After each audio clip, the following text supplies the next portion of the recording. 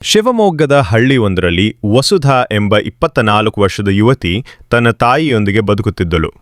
ಅವಳು ತುಂಬ ಒಳ್ಳೆಯ ಹುಡುಗಿ. ಬಡ ಕುಟುಂಬದಲ್ಲೂ ಸಹ ಎಂದಿಗೂ ತಮ್ಮ ಆದರ್ಶಗಳನ್ನು ಬಿಟ್ಟಿಲ್ಲ. ಅವಳು ಹಳ್ಳಿಯ ಪ್ರಾಥಮಿಕ ಶಾಲೆಯಲ್ಲಿ ಶಿಕ್ಷಕಿಯಾಗಿ ಕೆಲಸ ಮಾಡುತ್ತಿದ್ದಳು. ಒಂದು ದಿನ ಹೊಸ ಶಿಕ್ಷಕನು ಶಾಲೆಗೆ ಬಂದನು. ಅವನ ಹೆಸರು ಅಭಿಜಿತ್.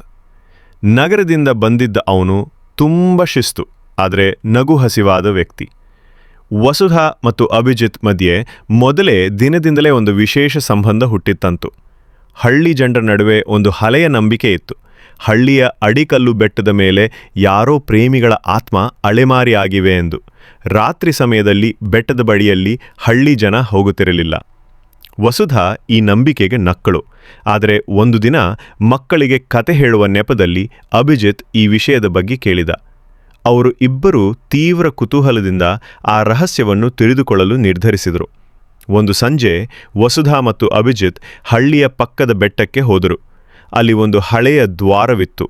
ನಿಜಕ್ಕೂ ಬಹುಶಃ ಈ ಬಗ್ಗೆ ಯಾರಿಗೂ ಗೊತ್ತಿರಲಿಲ್ಲ. ಒಳಗೆ ಹೋದಾಗ ಅವರಿಬ್ಬರೂ ಒಂದು ಹಳೆಯ ಪತ್ರಪಟವನ್ನು ಕಂಡರು.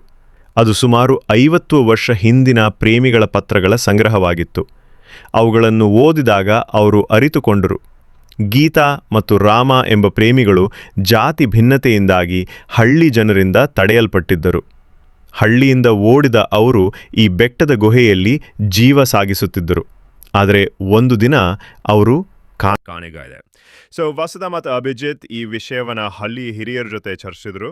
ಕೆಲವರು ತಲೆಬಾಗಿದ್ರು, ಕೆಲವರು ಸುಳ್ಳು ಅಂತ ಹಿಂಡಿದ್ರು.